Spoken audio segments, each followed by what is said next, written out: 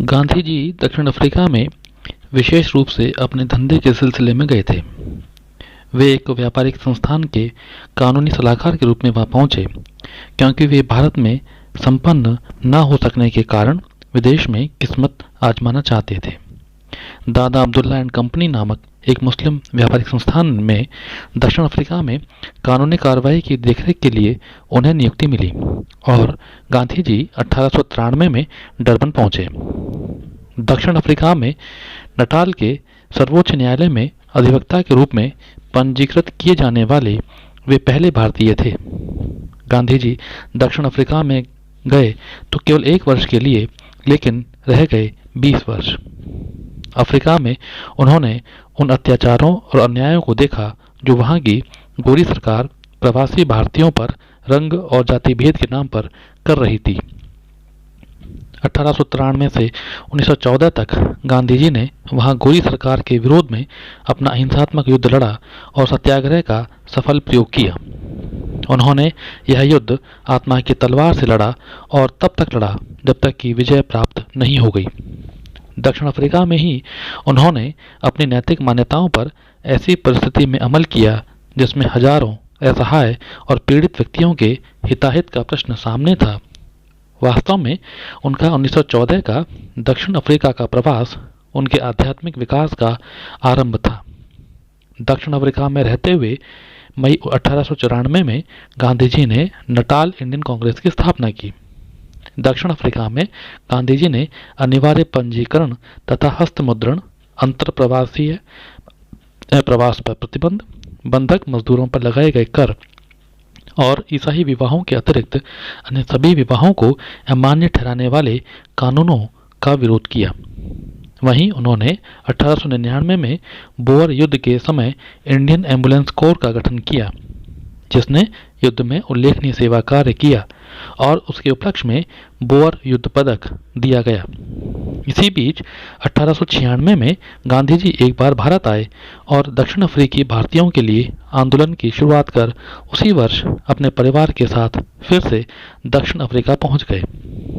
दक्षिण अफ्रीका में गांधी जी को विशेष अनुभव और प्रयोग करने का अवसर मिला, जिसको हम लोग विस्तार से चर्चा कर सकते हैं। दक्षिण अफ्रीका पहुंचकर गांधी जी ने देखा कि भारतीयों की दशा बहुत खराब है। उन्हें अंग्रेज पग पग पर अपमानित और लांछित करते हैं। अंग्रेज भारतीयों को बर्बर, असभ्य और हेय समझते हैं और उनसे आंतरिक घृणा करते हैं। सार्वजनिक स्थानों में कोई भी भारतीय अंग्रेजों के साथ नहीं बैठ सकता था।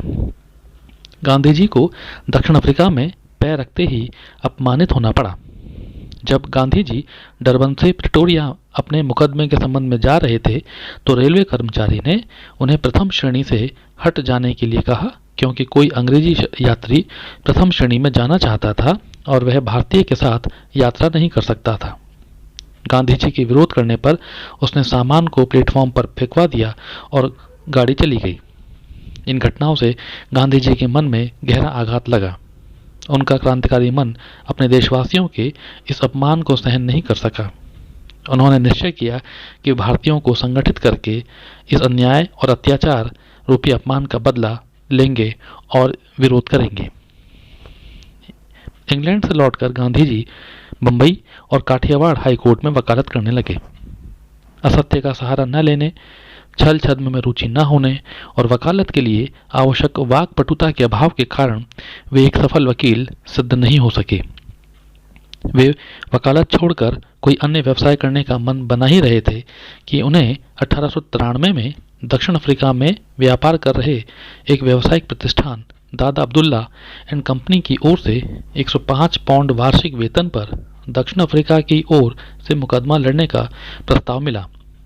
उन्होंने यह प्रस्ताव स्वीकार कर लिया और दक्षिण अफ्रीका चले गए। यदि गांधी जी को बंबई में बैरिस्ट्री में सफलता प्राप्त होती और वे अफ्रीका न गए होते तो इसमें संदेह था कि ये एक महान नेता बन सकते थे।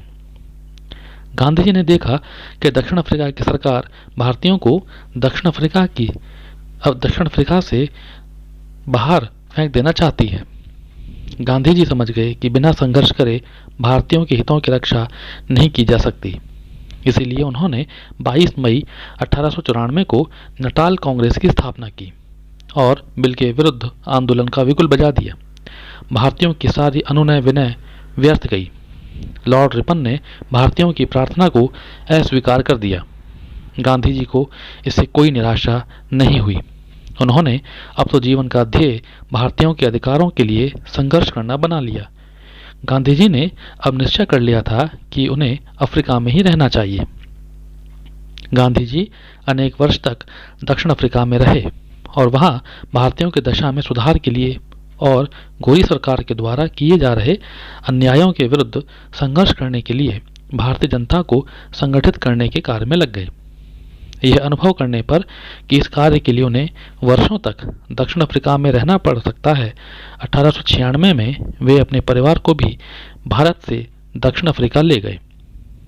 दक्षिण अफ्रीका में गांधी ने सत्याग्रह का प्रथम बार प्रयोग किया।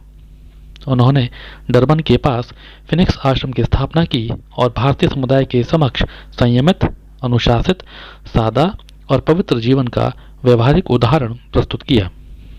सन 1907 में एशियाटिक रजिस्ट्रेशन विधेयक के विरोध में गांधी जी ने निष्क्रिय प्रतिरोध संघ के माध्यम से निष्क्रिय प्रतिरोध या सत्याग्रह आंदोलन शुरू कर दिया और सार्वजनिक सेवा के लिए अपना जीवन समर्पित करते हुए वकालत छोड़ दी। वे जानते थे कि यह संघर्ष लंबे समय तक चलेगा, इसलिए उन्होंने कहा कि मैं साहसपूर्वक और निष्ठापूर्वक यह घोषणा करता हूं कि जब तक अपनी प्रतिभा के प्रति अड़िग मुट्ठी भर सच्चे लोग इस संघर्ष का केवल एक अंत हो सकता है और वह होगी विजय। गांधी जी ने इस संघर्ष में भारतीयों का सफल नेतृत्व किया। इस समय जनरल स्मिथ ने एक चाल चली। उन्होंने वादा किया कि यदि भारतवासी स्वयं अपना नामांकन करते हैं तो वे इस कानून को अपनी इच्छा से हटा देंगे। दूसरों ने जनरल स्मिथ की ईमानदारी पर भरोसा नहीं किया, लेकिन महात्मा गांधी ने उन पर विश्वास किया। जिस समय महात्मा गांधी अपनी इच्छा से अपना नामांकन करने के लिए तत्पर हुए तो एक पठान ने उन्हें चेतावनी दी कि यदि वे ऐसा करेंगे तो पठान उन्हें मार डालेगा। महात्मा गांधी ने उसके उत्तर में कहा, मृत्यु प्रत्येक के जीवन का निश्चित अंत है, इसीलिए किसी बीमारी या अन्य तरह से न मरकर अपने भाई के हाथों मारा जाना ही मेरे लिए कभी भी दुख का विषय नहीं होगा। महात्मा गांधी पीछे नहीं हटे और उन्होंने आगे बढ़कर अपनी इच्छा से अपना नामांकन किया और उनका साथ भारतवासियों ने बड़ी संख्या में दिया। इसीलिए गांधी जी और अन्य भारतवासियों के द्वारा अपनी इच्छा से नामांकन किए जाने के बाद भी उसने इस कानून को समाप्त नहीं किया। सत्याग्रह पुनः छेड़ा जाना अवश्यंभावी हो गया। 16 दिसंबर 1908 को जोहान्सबर्ग में प्रतिनिधियों ने एक सभा बुलाई और सभा में उन सर्टिफिकेट्स को जलाने की योजना बनाई जिन्हें भारतवासियों ने स्वेच्छा से नामांकन के लिए दाखिल दिया था। 2000 सर्टिफिकेट्स उस दिन जला दिए गए। इस प्रकार सत्याग्रह का नए सिरे से सूत्रपात हुआ। यह संघर्ष दिन प्रतिदिन शक्तिशाली होता चला गया। इन सत्याग्रहियों का साथ दिया खदान के उन मजदूरों ने जिन्होंने अपने ऊपर लगाए गए 3 पाउंड के कर के विरुद्ध हड़ताल कर रखी थी। लेकिन आश्चर्य, सरकार न तो मजदूरों को गिरफ्तार करती थी न उन नेताओं को। अगस्त 1908 में नटाल के कुछ प्रमुख भारतीय रजिस्ट्रेशन एक्ट का विरोध करने के लिए ट्रांसवाल पहुंचे, जिन्हें फौरन गिरफ्तार कर लिया गया। गांधी जी भी ट्रांसवाल जेल में दुर्व्यवहार के शिकार हुए। सरकार ने सभी प्रकार की यातनाएं दी, लेकिन सत्याग्रह नहीं टूटा। केलन बाख ने, जो कि जर्मन था, गांधी जी का साथ देने का निर्णय किया। उसने 1100 एकड़ का फार्म खरीदा और उसे सत्याग्रहियों के लिए निःशुल्क प्रदान किया। इस फार्म का नाम रखा टॉल्स्टॉय। टॉल्स्टॉय फार्म एक अभिनव परीक्षण का केंद्र बना।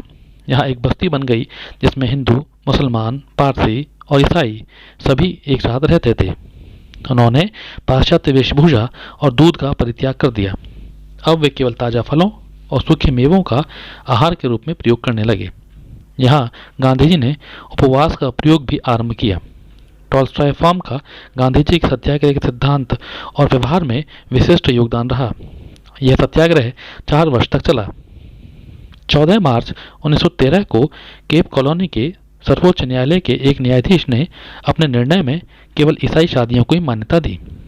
इसका तात्पर्य यह हुआ कि हिंदू, मुसलमान और पारसी विवाह अवैध घोषित हो गए और उनकी महिलाओं में बहुत असंतोष फैला। परिणाम यह हुआ कि सत्याग्रह में भारी संख्या में महिलाओं ने भाग लिया। इस सत्याग्रह में सबसे पहले नटाल की महिलाओं ने गिरफ्तारियां दी, फिर ट्रांसवाल की महिलाएं गिरफ्तार हुई।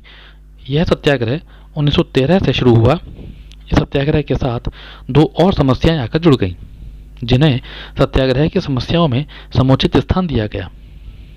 जो समस्याएं आकर जुड़ी उनमें धार्मिक ढंग से हुई भारतीय शादियों को गैर कानूनी घोषित करना और 2 पौंड कर के विरुद्ध हड़ताली मजदूरों की समस्याएं भी इसमें सम्मिलित थी।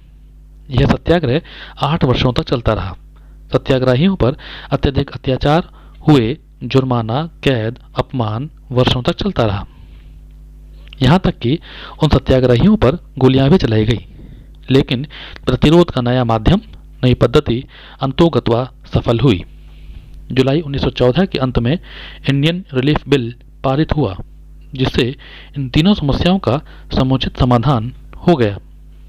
गांधी जी के नेतृत्व में भारतीय समुदाय के द्वारा किए गए सत्याग्रह के फलस्वरूप दक्षिण अफ्रीका की गोरी सरकार को भेदभावपूर्ण नीतियों को रद्द करना पड़ा और भारतीयों ने अनेक अधिकारों को कानूनी स्वीकृति प्राप्त हुई।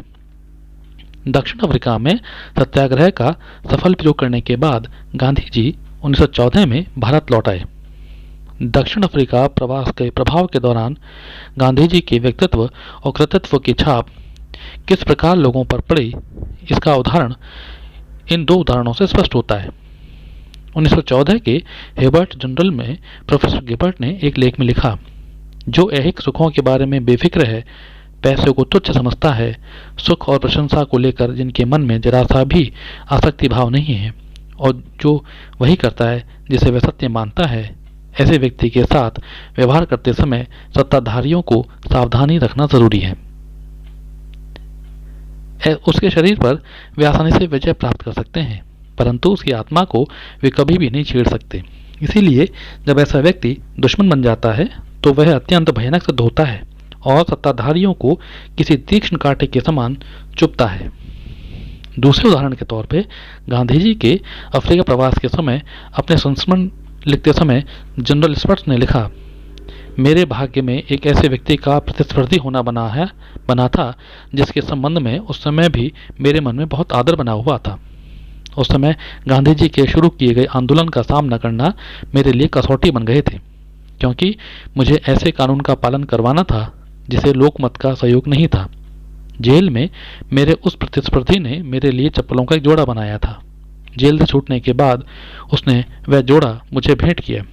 वही चप्पलें मैं बाद में कई दिन तक पहनता रहा, पर वह सब करते समय मैं क्षण भर के लिए भी नहीं भूल पाता था कि जिस व्यक्ति ने मुझे यह भेंट दी है उसके जूतों के पास खड़े होने की भी योग्यता मेरे में नहीं थी। जब गांधी जी अफ्रीका से भारत लौटे तब तक उन्होंने अपनी कार्य प्रणाली और विचारों की आधारशिला बना ली थी। सत्याग्रह को एक नवीन अस्त्र के रूप में विकसित कर लिया था। हिंदू स्वराज में अपने सामाजिक, आर्थिक, राजनीतिक विचार प्रकट कर चुके थे। कठोर, नियमित और संयमित जीवन व्यतीत करने का आश्रम जीवन का अनुभव प्राप्त कर चुके थे। समाज सेवा में अपना सब कुछ न्यौछावर करने को गांधी जी अपना ध्येय बना चुके थे।